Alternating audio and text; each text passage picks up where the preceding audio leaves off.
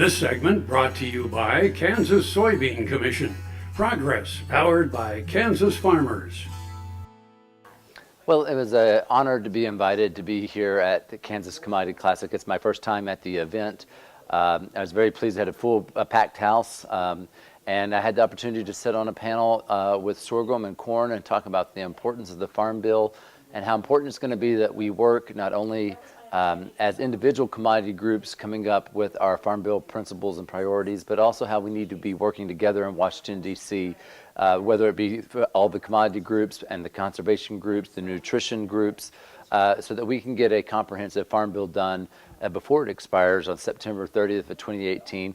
It'd even be better if we could get it done before that, but when you look at the schedule of things that have to be done, we've got a new administration which adds more pressure onto especially the Senate schedule for approval of undersecretaries and of course like the Secretary of Ag and things like that. But working together to bring this Farm Bill to a close and making sure that we've got everything we need in there for Title I, conservation, and crop insurance.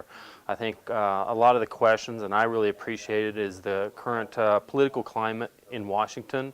Obviously, with an administration change, we're looking forward to new approaches and new ways to doing things. We're also trying to get feedback and a feel for what their approach and what their ideas that they're wanting to accomplish there. It's also very good today to hear them talk a lot about the commodities working together within the Farm Bill as we do look at it, and also the nutrition side of it. I think that's a story that we all realize, but I think they did a very good job today of articulating it.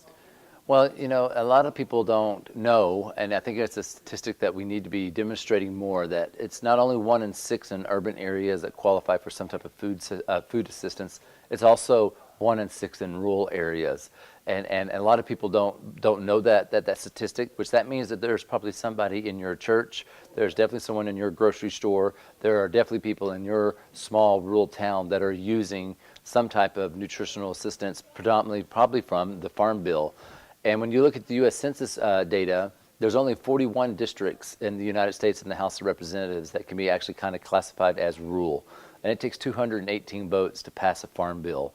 And so without the nutrition community feeling that they've gotten everything they need in the Farm Bill, there is no way for us to pass a Farm Bill out of the House of Representatives and the Senate at the same time to get it to the President to be signed into law. So the relationship between the farm side and the conservation side of the Farm Bill and the nutrition side is an extremely important relationship that we need to make sure that we maintain, if not make better. Especially in my area, in the western part of the state, where when we do get hit by a drought, that suddenly there is just not simply income on these operations out there, and without that crop insurance part of the Farm Bill, that money to be able to pay the bills and to keep your operation afloat for the next year becomes very critical to these businesses, because truly what I have observed within my own community is they simply are staying afloat till the next year too.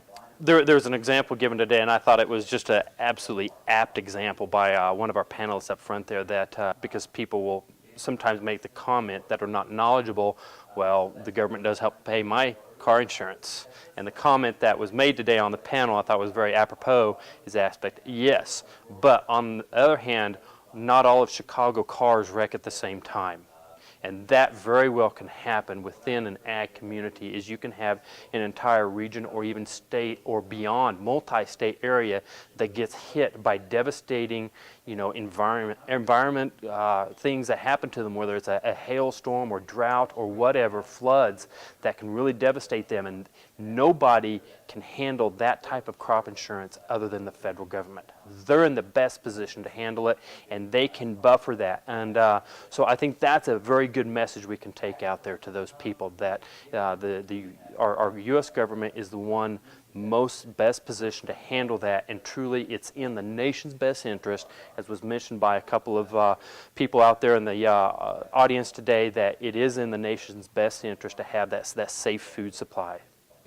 I can't emphasize this enough, but when we send out an action alert from the National Association of Wheat Growers to you as the member, it is vitally important that you contact your congressman and senator with whatever the issue may be. Maybe it's maybe we think that the conservation title is not getting enough attention. Maybe it's because ARC and PLC are not having enough money put into them.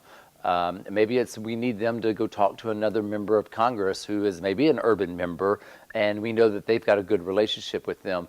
But that farmer and rancher constituent going to their congressman and senator has a lot more influence than your D.C. representatives. Now, we're not trying to talk ourselves out of jobs here, but you do need someone in Washington to keep an eye on everything, and we do go and carry your message into the congressmen and to the senators, but you as the farmer and rancher, as a constituent, hold the most power with that member.